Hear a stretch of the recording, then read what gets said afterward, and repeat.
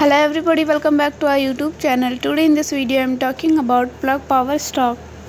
In this video I am talking about stock pros and cons and technical analysis and latest news about it. Stock is trading at 12.39 US dollar with 1.82% negative in a day. We can easily see stock was volatile for a day. The volume of stock was recently not all-time high, so the fundamental stock is not better for today. Before buying and selling the stock, please consult your financial advisor. Today's video is done. Thanks for watching. Please subscribe my YouTube channel and like the video. And also comment or related queries.